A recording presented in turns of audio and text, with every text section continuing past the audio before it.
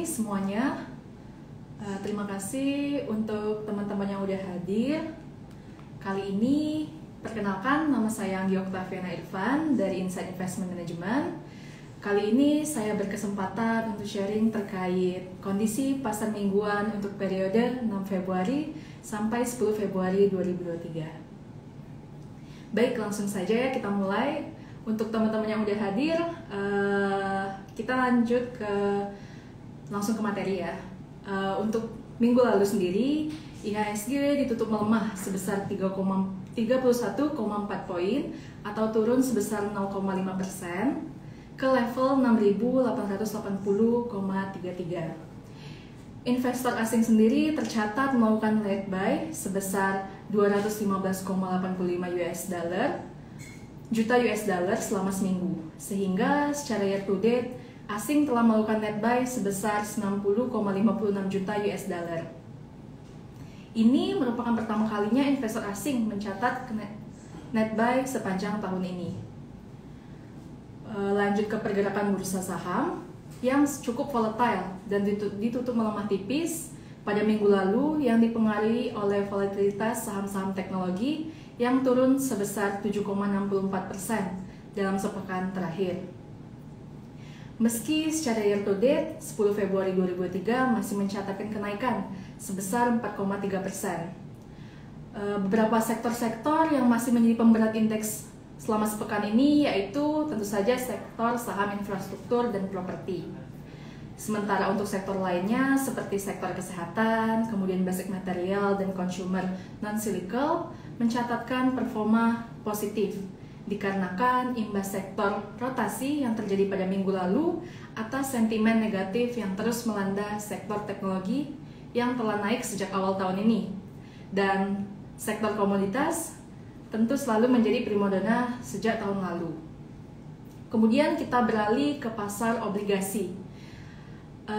Imbal hasil US Treasury 10 tahun yang tenornya 10 tahun sebagai global benchmark turun ke level 3,52% dibandingkan posisi sebelumnya di level 3,54% pada minggu lalu. Penurunan yield ini sejalan dengan sentimen pasar yang masih menganggap US sebagai safe haven, sejalan dengan sinyal dan kuatnya ekonomi Amerika yang tercermin dalam rilisnya US non-farm payrolls, serta ancaman perang inflasi yang masih melanda di ekonomi global, seperti yang tercatat di Jerman dan kini Cina yang imbas reopening ekonominya.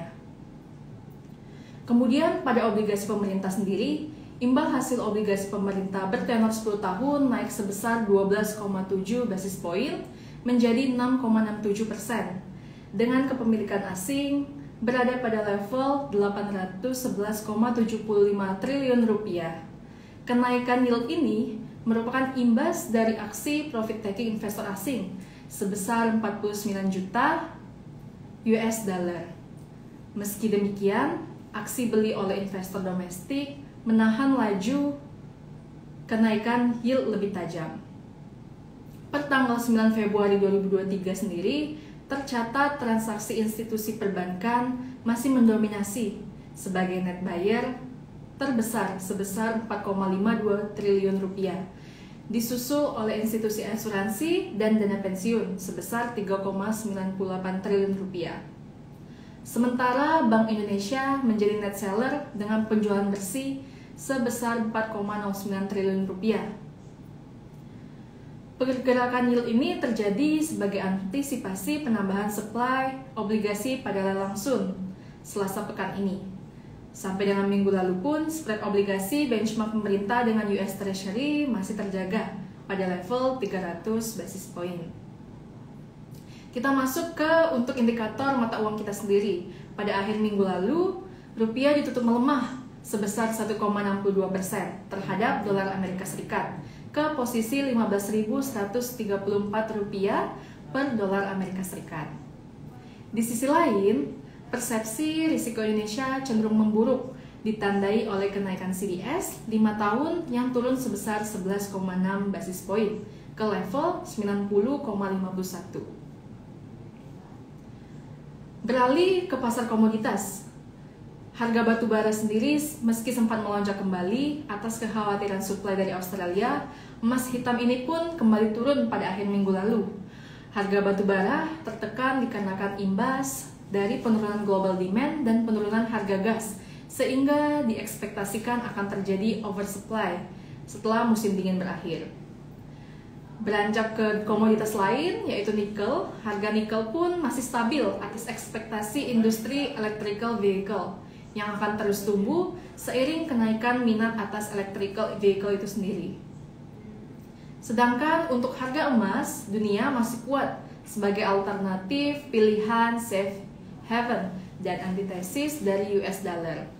Meski harga emas dunia sempat mengalami kenaikan tajam pada awal minggu, harga emas kembali turun karena rilisnya US non-farm payrolls yang kuat, di mana menandakan masih solidnya ekonomi di Amerika. Selanjutnya kita akan membahas beberapa peristiwa atau berita yang cukup menarik nih untuk kita amati dan mungkin bisa menjadi bekal kita di minggu ini. Pertama, kita ke berita global mengenai proyeksi pertumbuhan ekonomi global pada tahun 2023. Dalam dokumen World Economic Outlook yang diluncurkan pada awal Februari ini, lembaga tersebut meyakini pertumbuhan ekonomi global bisa tumbuh sebesar 2,9% secara tahunan atau year on year. IMF juga menemukan ada dua hal yang berpotensi mendorong prospek perekonomian global pada tahun 2023 ini. Yang pertama terkait peningkatan permintaan yang sempat tertahan, dan yang kedua potensi disinflasi yang lebih cepat.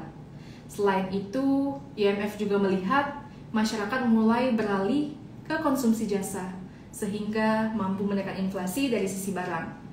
Dan perkembangan ini menguntungkan karena sebagai tanda kebijakan moneter bank-bank sentral dunia yang akan lebih dovish.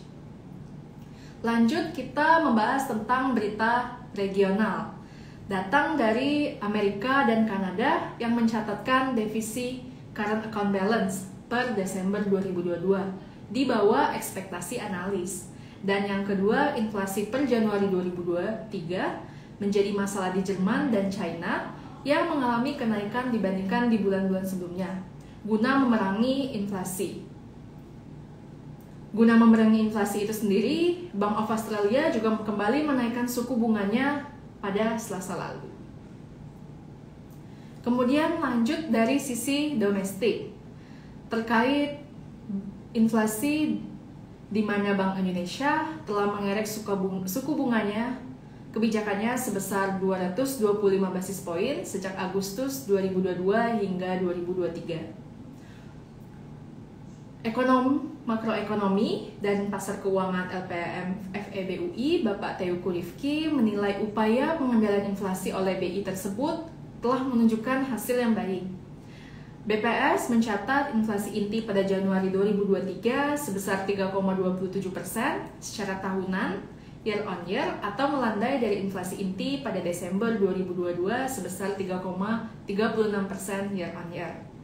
Koordinasi dan upaya terus dilakukan, khususnya terhadap komponen inflasi pangan, agar daya beli masyarakat terjaga dan bermuara pada terjaganya inflasi inti tersebut.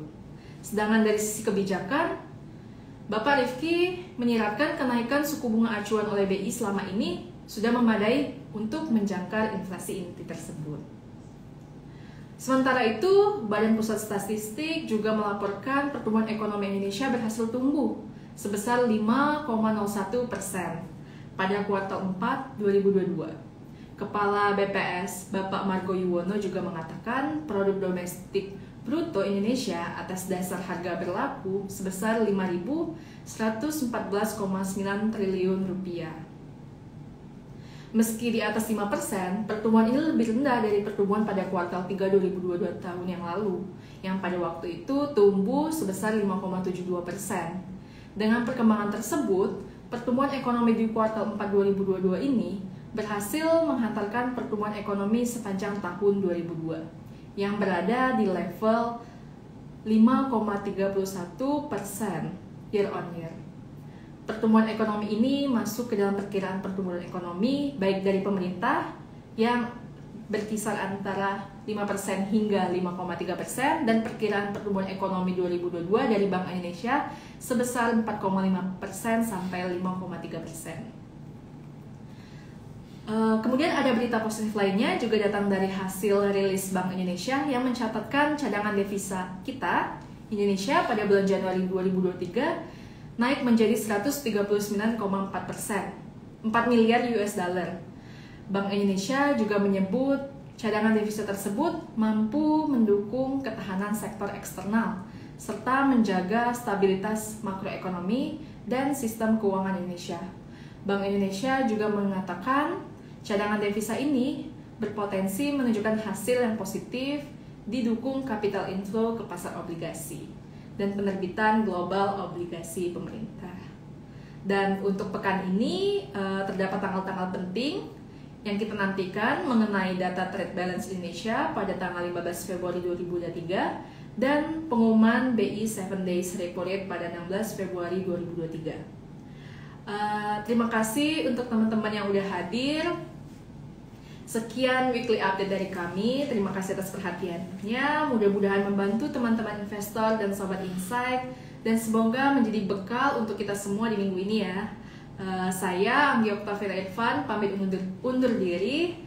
Insight Investment Management, transforming investment into social impact. Yuk investasiin dan realisasiin.